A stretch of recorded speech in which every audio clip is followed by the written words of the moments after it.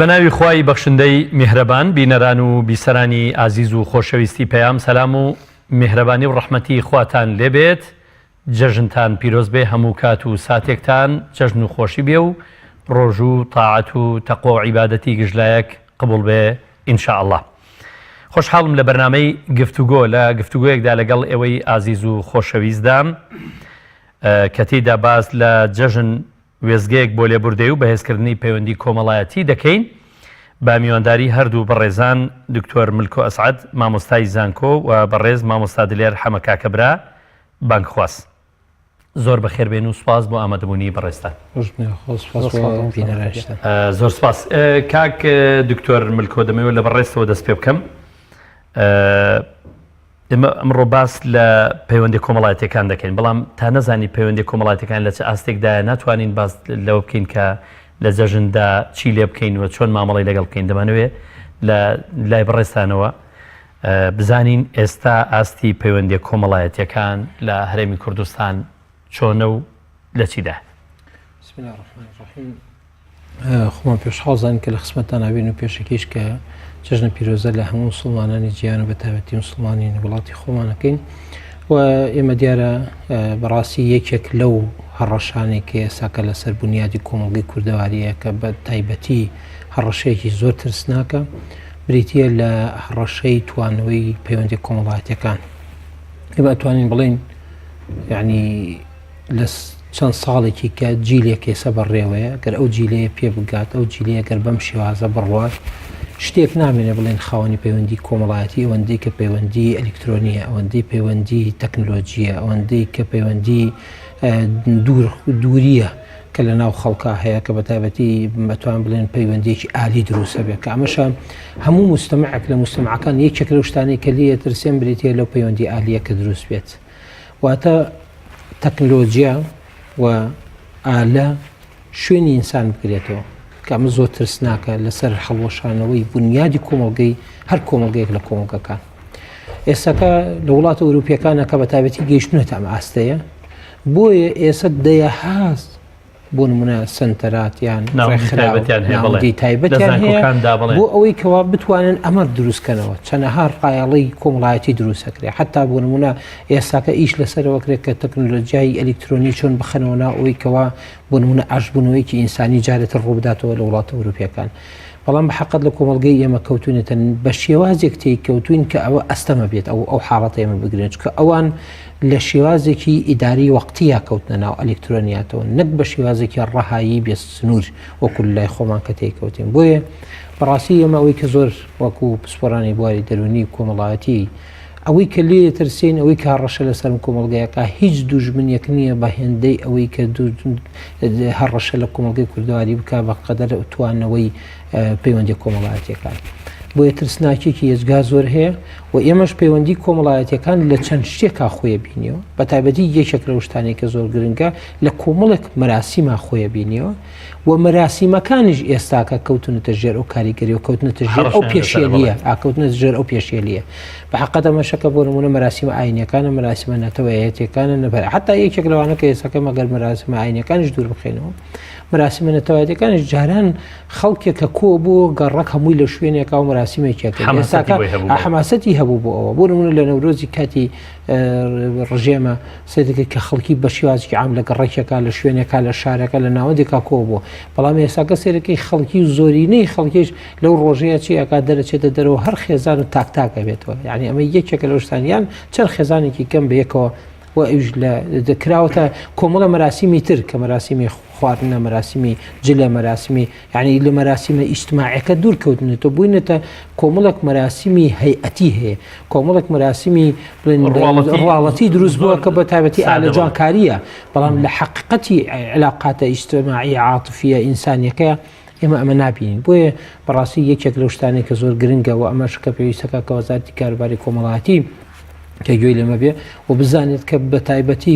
هەڕەشەیەکە لەسەر کۆمەڵگەی کوردەواری و وەزارەتی ڕۆشنبیریش ئەبێ ئیش لەسەرەوە بکات ئەمە بە هەند وەربگرێ چونکە ئەوەی کەوا ئێمە لێ ترسین لە ناوەندەکانی بە تایبەتی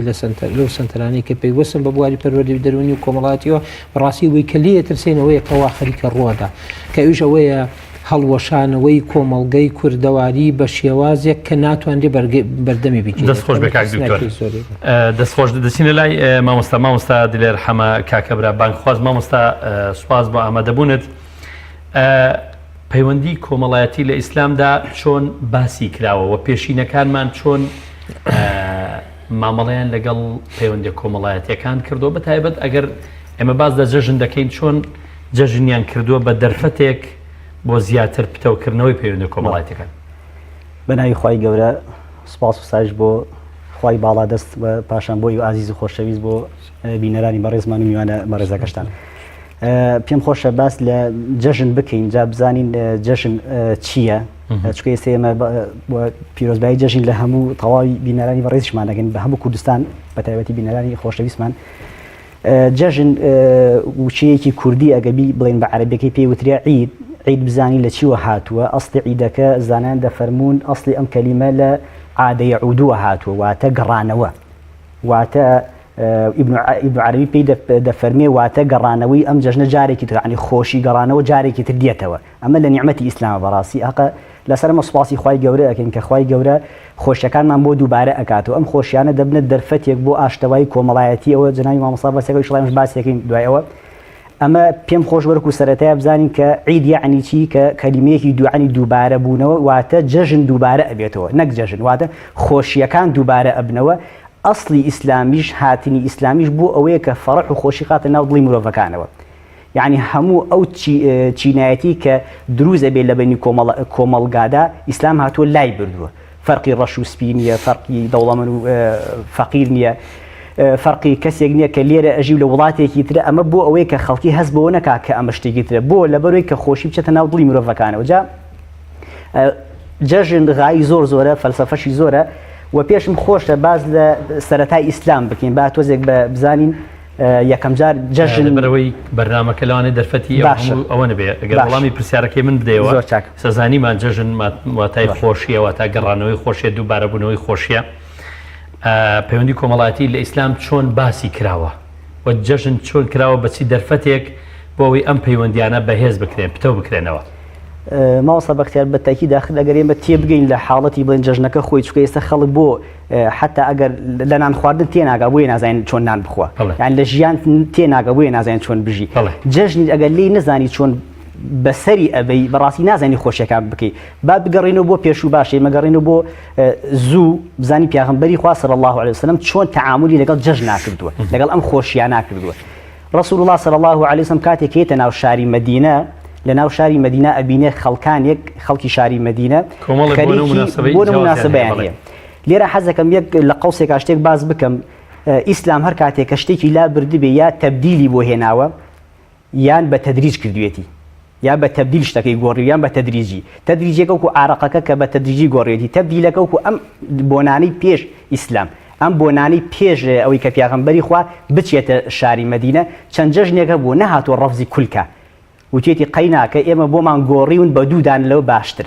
کەواتە ئەمە ئیسلام تێڕوانوونی بۆ جەژنەکان بەم شێوازە بووە حتا عایشە ڕەزا و ڕەحمەتی خوای گەورەی لێ دەفەرمێت من ئیمامی ئەبوبەکر هاتە ماڵمان کە دوو جارێ لە ماڵمان نابوون گۆرانیانەوت بڵێن شتیان مناسبەی جەژنیانە کرد ئیمە ئەبی ئەبوبەکر فەرمووی ئەمە چی ئەم میزماری شەیتانە لە ناو ماڵی پیاغەمبەری خوای پیامبەر فەرمووی نالیان گەڕێ ئەمە جەژنێکە و هەموو قەومێک جەژنی هەیە ئێمەش جەژنی خۆمانمان هەیە ئەوە جەژنی ئێمەیە ئەمە ئیسلام ئەمجا ئیسلام کە هاتووە لەم بوارەوەیکە بواری کۆمەڵایەتیە بۆ ئەوەی ئەم بوارە فەراهەم ئەم بوارە پشتگوێ نەخرێت مەسەلەی بواری جەژن و کۆمەڵایەتی و ئەمانە بۆیە زۆر داکۆکی لەکە داکۆکیەکە چیە ئەوەیە کە فەرمێت لە جەژنەکانە باڵتان خۆش بێت سەردانی ماڵی یەکتری بکەن گەردن ئازادی لە یەکتر بکەن جا لە فەلسەفەی جەژن ئەگەر بێت و ئینسان بە دڵێکی بغز و کینەوە بێتە دەرەوە جەژن تام و لەزەتی نامێنێ بۆیە دەبێ ئەوانەی کە دەبنە هۆکاری نەمانی خۆشویستن ئینسان لە دڵی خۆیان دەری بوونێ بۆیە پیاغەمبەری خوا دەفەرمێ گردن یەکتری ئازا بکەن و تەعامل لەگەڵ یەکتریا بکەن و بەرامبەر بە دایکتان بەرامبەر بە باوکتان بەرامبەر بە دراوسێکانتان ئیسلام بەڕاستی مامۆستا بەختیار پرسیارەکەن زۆر جوان ئەڕوانێتە جەژن بەڵام بە حەقیقەتی خۆی ئەو جەژنەی کە ئێمە کاتێک من مەرحەبایی تۆگەم دڵم پاک بێت پێش ئەوەی دەستم خەمە ناو دەست دڵم خەمە ناو دڵتەوە یعنی ئیسلام پێش ئەوەی کە بۆیە باسی عیبادەت دەگاڵێ پێش ئەوەی کە تۆ بچی بەرامبەری کە خوا ڕائەوەسی بەلاشە بەدڵ بەرامبەری ڕابوەستە یعنی حەقیق جەوهەری ئەسڵەکە چی ئەمە ژیان خۆشەکە کە جەژنیش ئیسلام داکۆکی لەوە ئەکا کە دەبێت مرۆڤەکان بەدڵ باوەش بەیەکا بکەن بەدڵ گردن یەکتری ئازا بکەن بە عەمەلی یعنی ئێستا ئەم جەژنە بۆ ئیسلام چۆن تێ ئەڕوانێ لە بواری کۆمەڵایەتیە تۆ سیر بکەن چەند ڕەهەندێکی هەیە مامۆستا بەختیار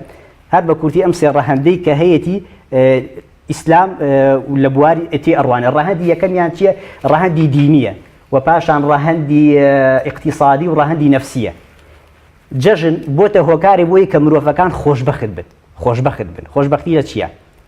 لەوەی کە خەڵکی کۆبێتەوە لە شوێنێکە سەردانی یەکتری ئەکەن ئەمە هەر بە کورتی بۆی کە فرسە بۆ مامۆستا بێڵینەوە و پاشان هی دینیەکەی ئەوەیە کە موسڵمانان لە مزگەوتەکانە کۆ بنەوە و چەند شتێکی تریژەن ئیقتیسادیەکەش ئەوەیە کە لە جەژنەکانە سەرفێتەدان دراوە ماڵی وایە بەهۆی ئەمەوە ئەتوانێت گۆشتێک بکڕێ ئەتوانێت برنجێک بکڕێ ئەتوانێت خواردنی بکڕێ بۆیە سوود و فەلسەفەی جەژن تەنها لەوانیە کە ئێمە خۆمان بڕازێنینەوە ماڵ بگەڕێن بەڵکو ڕەهەندی تر لە پشتیەوە هەیەشتی تر هەیە بۆیە ئەڵێم تێگەیشتن لە واتای حەقیقەتی هەموو شتێک ئەمانگەێنێتە خۆشبەختی تێنەگەیشتنمان لە حەقیقی هەرچەند ئێمە هەڵپەڕین و جەژنە پیرۆزە بکەین دڵمان خۆش نەبێت دڵمان خۆمان خۆش نەکەین بەڕاستی سوودێکی ئەو توی نیە بۆی ئیسلام چاک لە جەژن دەڕوانێت. سپاس مامۆستا. کاک دکتۆر مامۆستا ئاماژەی بۆ کرد کە ئێمە دەبێت دڵمان خۆش بێت لە جەژندا لەوانەیە لە زۆر خەڵک بپرسیەوە پرسیاری ئێستا بەشێک لە بینەرەکانمان بێ و زۆرێک لە گەنجەکان ئەمە بڵێن جا هۆکارێک هەیە بۆی ئێمە دڵمان خۆش بێ ئایا شتێک هەیە لە وڵاتەدا دڵمان پێخۆش بێ ئایا شتێک هەیە بیکەین یان بیگرینە بەر بۆی ببێتە هۆکاری دڵخۆش بوونمان نیژەم پرسیارە لە بەڕێزە دەکەم هەیە ئەمە خۆی ئێمە گەر بڵین هەر خۆی دنیا بێ ناوی دنیا بێت ئەبێ زۆر تاڵاوی زیاتر بێ لە شیرینیەکان چوە دنیا عنی نزم ینی خراپ یەشتاکە حیاتی حەقیقی دەسی پێ نەکردووە ئێمە زۆر جارەیە خەڵکی وازانێ ئەمە حیات حەقیقەکەی کە تیاژێ ئەگەر سیری قورآن کەین کە خی گەورە فەرمێ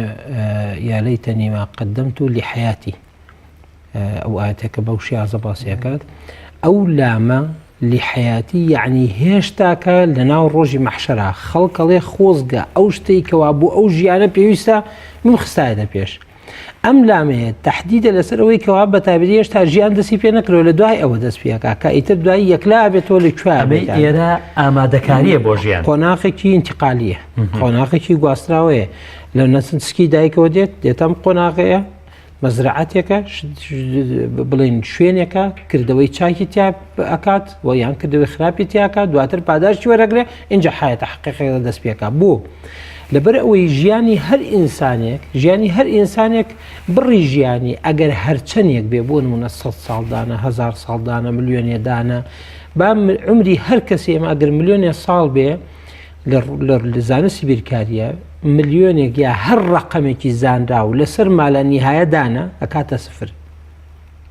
ینی هەر ڕقەمێک تەقسیمی مالە نیهاییکەی لە چاو مالە نیهایەیە چکە ژیان کە دوای چوویتە بەهەشتەوە بە بێ کۆتایە نەبڕاوەیە کە تۆ ئەو ژیانە نەبڕاوەیە کە لە ناو بەهەشتا ئەبێ یا ئینسانێک کە بوونەوەە عیاذەن بیلا کە لە ناو ئاگرا ئەبێ یعنی ئەم ژیانەیە لەو شوێنەیە ئەبێت کەواتە بە مالە نیهایە لەوێ ئەبێ هەرچەندێ لەم ژیانە بێ هیچ نییە بۆیە قیمەتەکەی خۆی کەمە لە ئەسڵا بەس وەک مەزرعەتێکی گەورەیە یعنی ئەگەر بەونەمونە جووتیارێک ساڵێک گەرمی باشیە بێ ناتوانێت بە عمری هەموو ژیانی خۆش بێ وایاننا ئەگەریش بۆ نمونە کەسێک لەم 50 ساڵەیە کە ئەژێت ژیانی زۆر خۆش بێ مەرج نییە کە ئیتر هەتا ژیانی خۆش بێ بەڵام ئەگەر هاتوو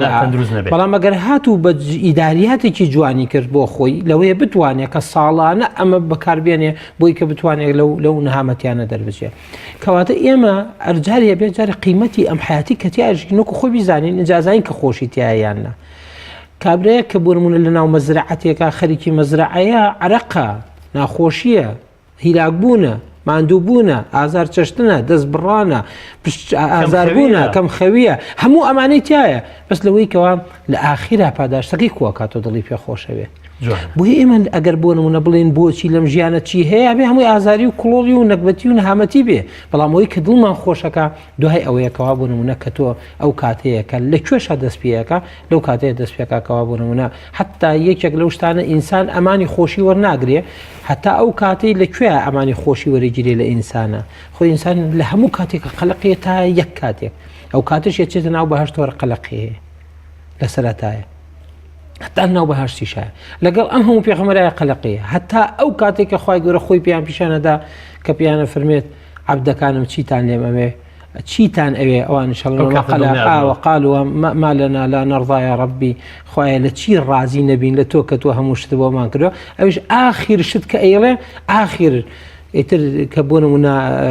نمونە کارت کە ئەمانداتێ کە خۆشترین و چاکترینە کەوێش ئەوەیەکەواڵە فەلا ئەسخط عەلەیکم ئەبەدا جارێکی تر بە حەیەتی لەتان تۆڕە نابێ ئەوەی کە زۆر گرنگە ئەوێ خۆشیەکە لەوایە نەک لێرانەیە نەکەوەی کە ئێمە هەستکەین لەم ژیانە قڵۆڵەیە کابێمە زۆر ژیانمان خۆش بێ ئەمە ژیانێک کابێ وەکو ناو زەویوزارێکە کەسێک جوتیارە ئەبێ ئازارەکانی لە پێشچاو بێ نەکەوەی کە خۆشیەکانی جارێ ئەو خەڵێک لەو خاڵەنە خەڵێکی کە ئێمە چیمان هەیە کە بۆ نمونە دڵی پێ خۆشکەین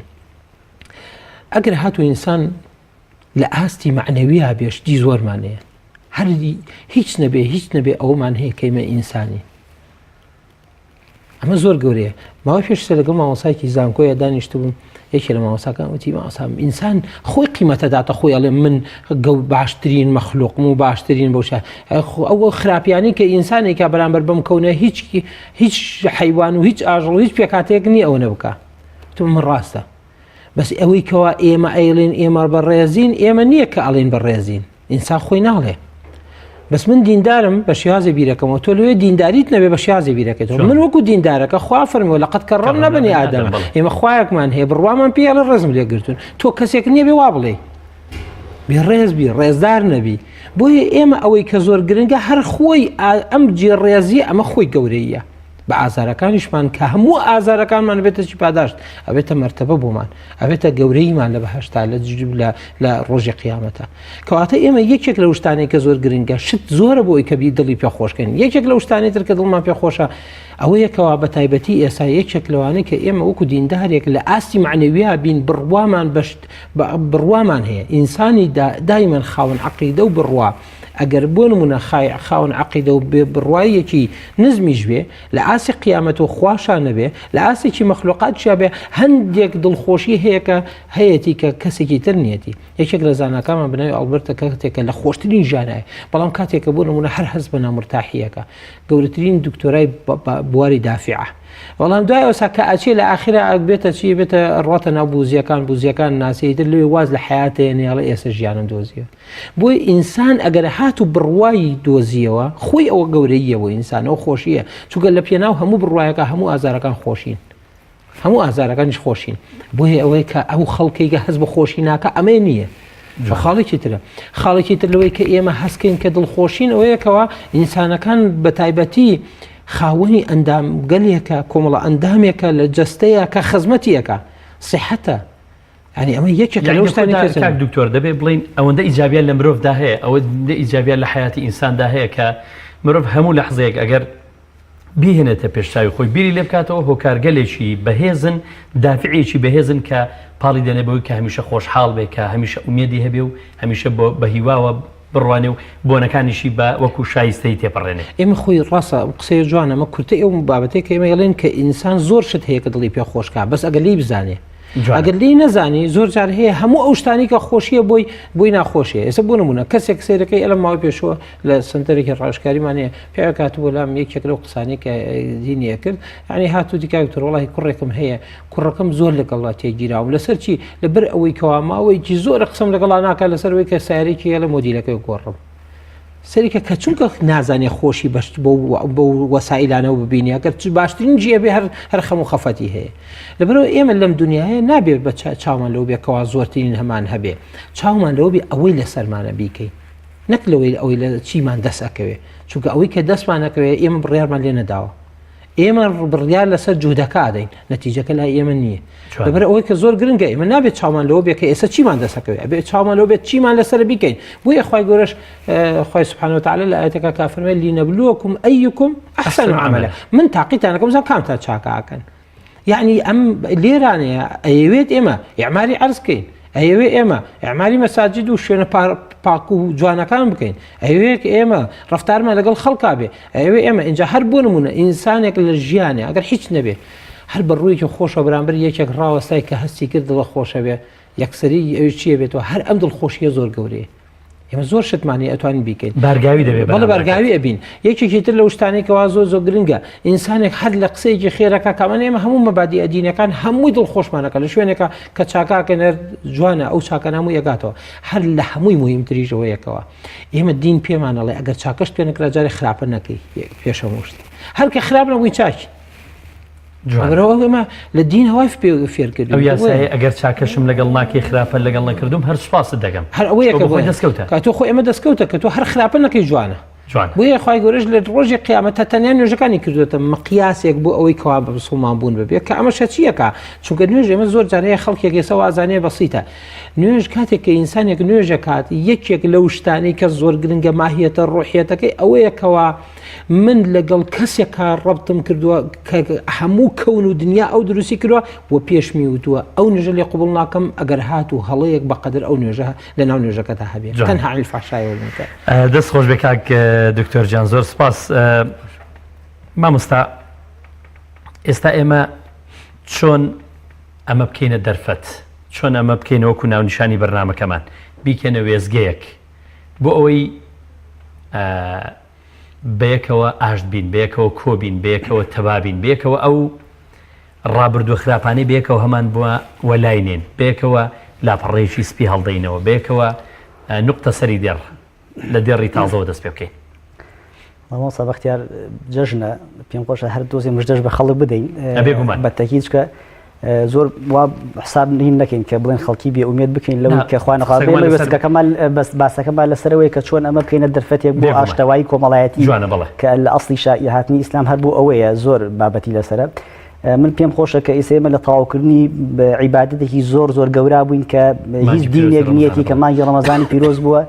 کە ئەمە شتێکی زۆر گەورە بووە جا پێم خۆشە لێرە خوای گەورە دەربارەیەوە فەرمێ ئینەما یووەفە الصابرون ئەجرهم بغەیری حساب یعنی با لێرەوە لەم مینبەرە پیرۆزی ئێوە مژدە بە هەموو ئەو خەڵکە بین کە مانگێکە خۆیان لە خواردن گرتوێتەوە کە ئەم جەژنە ئەمە شەهادەیە کە خوای گەورە دیدا بەو کەسانی کە لە تاقیکردنەوەیەکی دنیایی و لە دنیایی یابوون ئەمە دنیاییە چونکە لە دنیایە ئەم شتە بۆ قیامەتە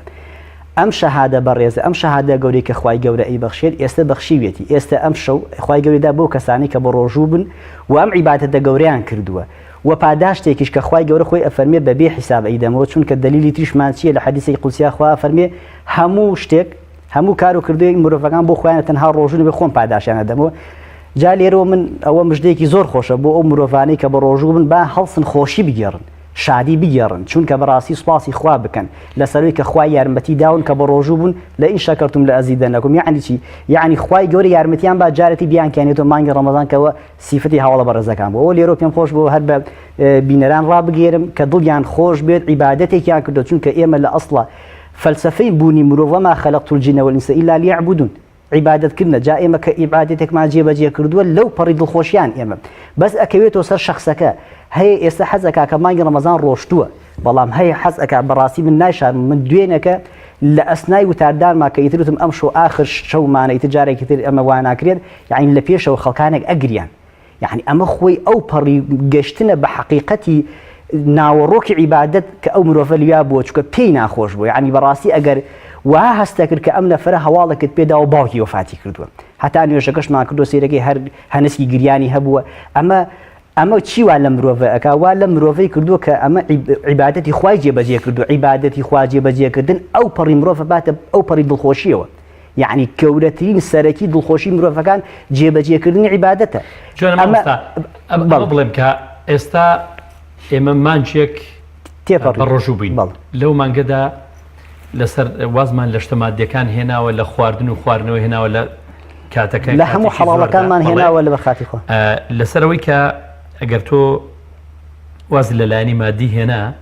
بێگومان لایەنی ڕۆحیەکەت بەهێز دەبێت. ئێستا ئێمە لە مانگەدا لایەنی ڕۆحیمان بەهێز بوو، عیبادەتمان کردو، بەڕۆژ بووین، مسلمانان شەو نوێژیان کردو، مسلمانان تەڕاویحیان کردو، مسلمانان شەوانی قەدریان زیندوو کردوتەوە. بەم بەهێزەی حاڵەتی دەرونیە چۆن بتوانین بەیەکەوە بیکەینە وێزگەیەک بەوەی کە لێبوردەمین بەرامبەر ئەوانی تر، بەوەی کە وەکو ئاماژەم پێکرد ڕابردوو واز لێبێنین بینە سەر پەڕێکی تازە هەڵدەینەوە لەگەڵ یەکتر و پەیوەندیەکانمان بەهێزکەینەوە. بەتەکید یعنی ئیسلام ئێمە باز لە ئیسلام بکە ئیسلام هانی یەک تاک بە تاکی مرۆڤەکان ئەدا کە لێبوردە بێت، کە لێبوردەی هەبێ بەرامبەر بە هەموو کەسێک، جا هەر کەسێک هەبێ. چۆن بیکەینی وەزگەیەک ئێمە لێرەوە نەک لە ئێستەوە لە یەکەم ڕۆژی ڕەمەزانەوە هەموو ئامۆژگاریەکانی ئێمە و هەموو کەسانی تر بۆ کە مرۆڤ لێبوردە بێ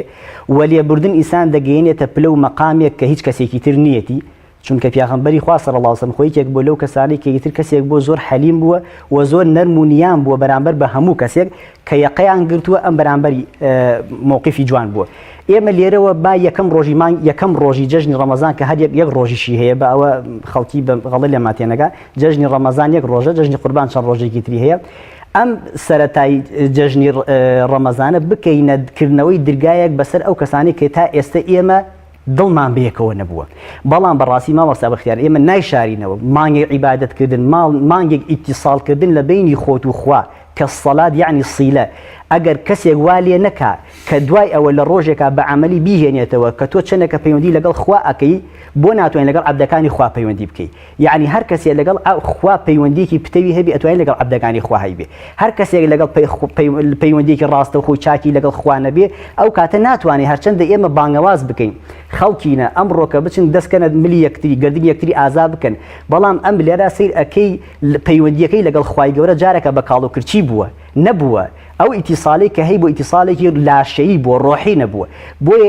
ئیشەکە ئەکەوێتەوە سەرەتا ئەگەر لە سەرەتا بناقەیەکی چاکدا ڕێژدا بێت بەڕاستی ئەم جەژنە جەژنێکی خۆشە بێ مامۆستا بەختیار. ئەگەر بێت و لە سەرەتاوە خەڵکانێک بۆکو عادەت ڕویان کردوێتە مزگەوتەکان نەگو عیبادەت، هەر عادەت فێر بوون هەموو شەوەیەک بێن تەڕاویح بکەن و بگەڕێنەوەی گوێتۆزێ لە مامۆستا بگرن و جمعە بچن دابنیشن، هەتا وەکو ئەم حاڵەتە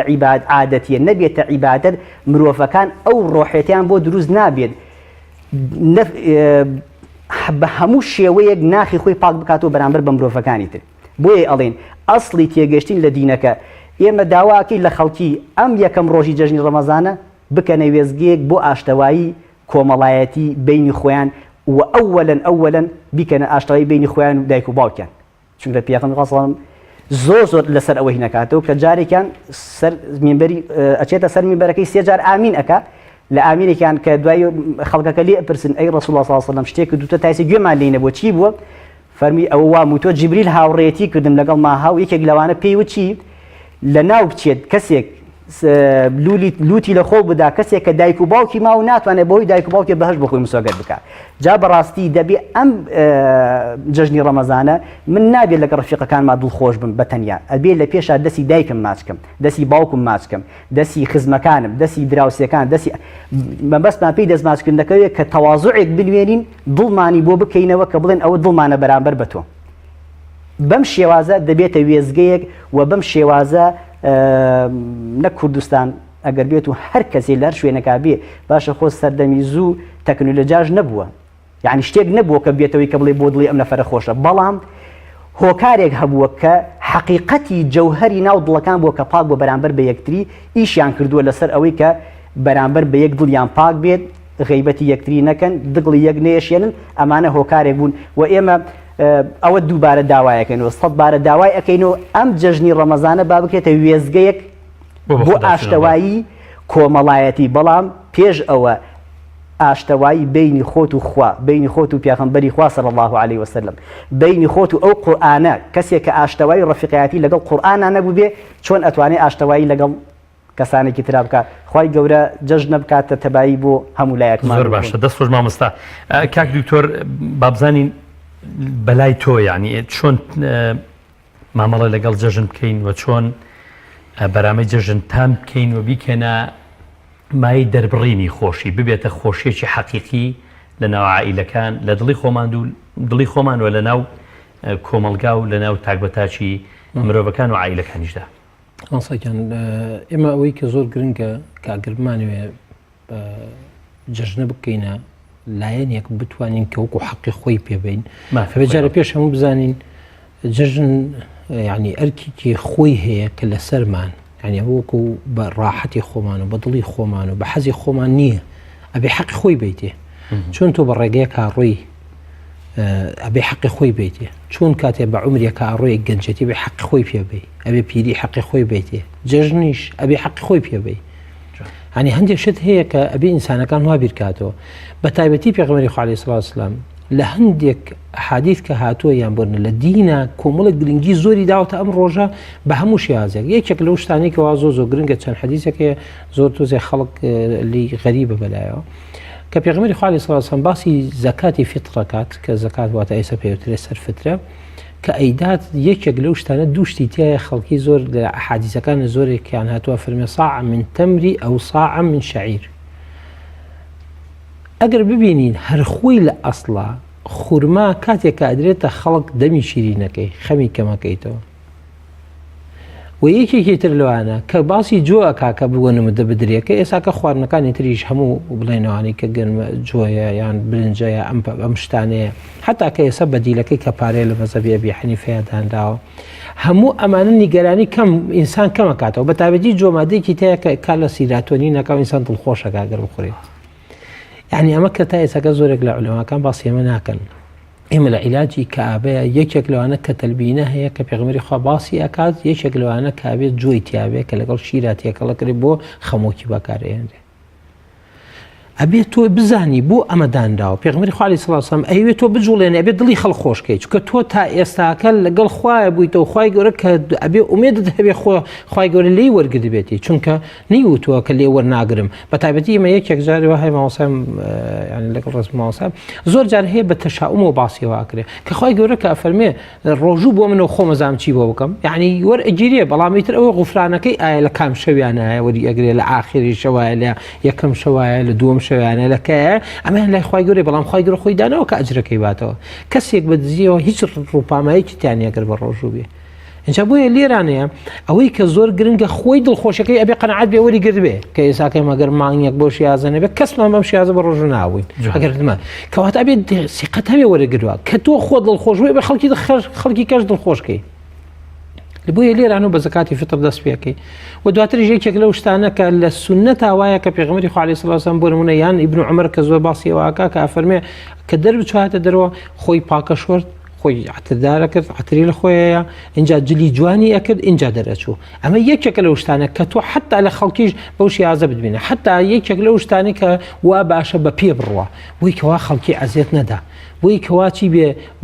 ژاوەژا و سەوت و یان بۆ نمونە جاران حیوانات دێت و ئەچێ بەیەکە بەم شیازە نەبێ بە پێ بڕۆی بۆی هەموو خەڵکی تر یەکتری زیاترە بینێ زیاتر لە یەکەکەوێ زیاتر سڵاوەکە زیاتر تەوقاکە زیاتر نزیکێکەکەوێتەوە ئەمانەکەی هەموو ئەمانە بەشێکن لەوەی کەوا تو ئەبێ حەقی بیت ئەمانە کە لە دیناوە دانراوە بۆ ئەوەی کەوا ئینسان بەو شیازە بڕوە تاوەکو بتوانێت بەو شیازە حتا پێغەمبەری خوا عەلەیهی سڵات وسەلام فەرمێ پێشەوەی کە دەرچووی بۆ نوێژی جەژن وا باشە چەند دەرگە خورمایەک بخۆی بۆی بە شیرینی بڕۆی دەمێ شیرین بێ بۆی کەوا دڵخۆش بی بۆی کە بتوانی ئەمە بکەی لە لایەکی ترەوە ئێمە چی بکەین باشە ئەبێ هەموو ئینسانێکی عاقڵ ئینسانی بەپەرۆش ئینسانی ئینسان دۆست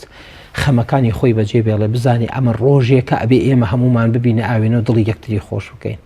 ئەبێ خۆمان بەجێ بێڵێ ئەگە خۆمان بەجێ نێڵی ئینسانی گەورە نیمان وێ لەم ڕۆژانەیە ئەبێ خەمەکان بەجێ بێڵێنەکانی خۆتدا بنێ خەڵک ئەرکی لەسەرما کە ئەویش وەیە سەردانیکردنە مالەسەف ئێستا سەرەکی خەڵکێکی زۆر جەژنانی کردوتە ڕۆژی ئیسراحەت ئەخەویە درنگ هەڵەسێ کە ئەمە یەکێکە لەو شتانی کەوا لەگەڵ لایەنی دینی ناگونجێ و لەگەڵ لایەنی عورفیش ناگونجێ کە تۆ خەڵکێک دێ لە دەرگاکەتەدا ئەیەوێ کە چ جوانیە کە دێ لە دەرگاکەتەدا ئەیەوێ پێت بڵێ جەژنە پیرۆز بێ گەرزنەوە ئازاکە بۆ بم بەیانە زۆر خەڵک ئەوە یەکێکە لەو شتانی کە زۆر گرنگە بۆچی لەو بەیانێ لەبەر ئەوەی کەوا هەر کە ڕۆژکراوە من ئەمێ ڕۆژێکی تازە لەگەڵا بکەمەوە ئەو فەلسفەیەکی خۆی هەیە خۆتوانێت لە نیوە ڕێیا بیکا بەس بۆ بەیانی زوو لەو بەیانی زۆیە لەبەرەوەی لەو بەیانی زۆ بۆ شیازەیە لەو بەیانی زووە خۆی وا سونەتە خەڵکی هەمووی لەناو کۆڵانەکانە مەراسیمی دینی بجێڕن تەکبیرە بکەن بۆ لەبەر ئەوەی کەوا هەمووی دەرچێ بەڵام ێستا خەڵکی پێی شەرمە یعنی ئەوانەی کە زۆر گرنگە پێویستەکە کە تۆ بزانی لە ڕۆ جەژنە ئەرکی لەسەرتە ئەبێ ئەرکەکەی بی چۆن ئێساکە کە تۆ بۆرەمونە ئەڵی من ڕۆژێکی نەتواتێ بێ ئەرکەکەی بم یان بۆرەمونە ئەڵی من ڕۆژێکە یادی لەدایک بوونی خۆمە هەندێک کەس کە ئێڵێ ئەوەی کە ئێمەش زۆر گرنگکە ئەم ڕۆژە ئەرکی لە سەرمانە ئەبێ ئەرکەکەی بین کە ئەم ڕۆژە هەمووشی بە عیبادەت یادی نێبوونەوەی پەیوەندەکان تازە ئەکرێتەوە و یەکتری دڵخۆشەکەین خەمەکانمان بەلاوە ئەنین گرفتەکانمان بەلاوە ئەنین ئازارەکانمان بەلاوە ئەنین اینجاش لەگەڵەوەشە سەردانیکردنی یەکتریە دڵخۆشکردنی یەکتریە ئەوەی هەژارەکەی زەکاتی فیترەکەی وڵاتان ئێستا بۆنەیەکەیە مناسبەیەکێ لە هەندێک وڵات لەو ڕۆژدا خەڵک هەمویان دەڵێن وەرن بابێکەوە کۆبینەوە پێ بکەنین بڵێ ئێمەی مسلمانیش ئەم جەژنانەمان هەیە ئەو ڕۆژانە بە هەمومان بێکەوە دڵخۆش بێ ئێمە جەژنی زۆر جوانمانەیە ئەو دوو جەژنەی ئێمە کە دانراوە بەدیلە بۆ هەرچی جەژنەکانی تر هەیە خەڵکێکە ڕوا بۆ نمونە بە هەزاران تەن تەماتە نابێ یەکەوە وی کە دڵخۆش بێ پێ بکەنێ ئێمە ئەڕنج کلێتێکە دین بە یەکتری بە شێوازێکی زۆر جوانیان ئەڵێن دەمە شیرینکە ئەمە زۆر جوانتر وەک لەوەی کەوا بۆ نمونە ئەینەی لە یەکتری ئەوەیان نا خەڵکێک هەیە کە بۆ نمونە ئەڕوا لە شوێنێکا کە دائەنیژە هەمووی بە شێوازێکی ناشرین بە شێوازێک کە ئەگەڕێتەوە بۆ ئەسڵەکەی کە بۆ نمونە جلوبرگ لە بەرخوایانە لە بەم شێوازە خۆشیەکە ئێمە ئەڵە جلێکی جوان بۆ بکە بەرە بۆی کەوا دڵی خەڵک خۆشکەی ئێمە یەکێک لەو شتانەی ترە کۆمەڵگەی وا هەیە کە بۆ نمونە جەژنەکانیان بەو شێوازەیە کە خەڵکێک سەر بڕۆ ئەیهێنێ ئێمە پێمانەڵێ حیوانێک سەر بڕۆبی دەرە خەڵکی ئێسمە لە هەندی قوامە هەیە ڕۆحەتە ئەم جارێم سەر سپی و چاو سپیوینەکان جژنێکیان هەیە تا ئەوانیان دەستکەوەی گرن و سەر بڕنەوە بەرەکەت بە تەوزیعەکە بەسەر خوێنە داوەتی لە دووەری ئەفریقیا ئەم شتایە بەڵام سەرەکەی لە ئێمە ئاڵە چی یەکێک لەو شتانەی کە زۆر زۆر گرنگە ئەوەیەکەوە پێتەڵێ ڕێح بڕۆ حیوانێک بێنەوە بیکە قوربانی و بیدەرە هەژارەکان لەبرەوە ئێمە ئەم دوو جەژنەیە ئەبێ بزانی کە تۆ یەکێک لەو شتانەی کە زۆر زۆر گرنگە ئەبێ زۆرترین خەڵک ببینی بۆ ئەوەی زۆرترین علاقات دروستکەی نەک ئەوەی کەوا بۆ نمونە من پەیجەکەم چەند کەسی تایە ئێمە شتێک هەیە زۆر گرنگە لە علاقاتی ئیجتماعیە شتێک هەیە زۆر مهمە خەڵکەوە بزانێ عەدەدی علاقاتی ئیجتماعی مهم نییە چەندی علاقاتی ئیجتماعی کەم بێ بەس کەفاءەیەکی چاکێ بێ ئەگەر بەس لەگەڵ ماڵ و مناڵی خۆتا بێ ئەگەر بەس لەگەڵ خێزان نەوعیەتەکەی چاک بێ هەر کەسێ ویستی شخصیەتی لە ڕووی ئیجتماعی و مقارن و مقیاس بکە ئەبێ بۆ مقیاسیکە ئایا لەناو خێزانەکەی خۆت لەناو بنەماڵەکەت لەناو بنەماڵی گەورەتر لەناو یعنی دەگەڕەکەکە و شارەکەیە چارەن سەرکی مامۆسایکی ئاینی بە جوانی ئەکەوتە پێشی ئەم هەموو خەڵکە ماڵ بە ماڵ گشتی ئاهات لێکی یەکێ بینی ئێتر خۆمامۆستا ئەکەوێتە پێش خەڵک و دێکا کە ئەڵی ئەو هەموو چکلێتە لەگەڵ خۆیان دەبن ئێستا بۆتەوەی خەڵک قسە لە سەرمەش دەکات بەڕاستی ئەمە حاڵەتێکە ینی پێم سێرە ینی خەڵک بۆ ئاوای لێ هاتووە ئێمە یەکێک لە شتانە خۆی ئەوەی زۆر گرنگە بۆچی و خەڵکەیە بە چکلێ خۆی بۆ ئەوە ناگرێت کە چکلێتەکەیە يعني أما راسي ما عيني أنا عندي كذا عزيزة دا أبي أويا كقصة ما أكاد هنا خوي أجينا والله كذا باكي لوش كذا سباس دكم كاك دكتور لو أنا كاتك كمان عندنا مع بيت ما مستا حالتي شيء نيجاتيف هي كعندي خلق وكم ليلان بوت عادات كانوا أجرني كان أماكن مكورتي عيش أو بابتها كالرجاني جاجن دا بابتي نو جاجنو نو كرنوي برسوت شو نصر جورو شين جرانو هميان لشين كود ابنو جاجنا ناكنو نزياتي وجلكاني جوان بلواني هميان جلي رشب كان بريانو أما تاسن جنجاوي يعني نروي كومالاتي وأما يعني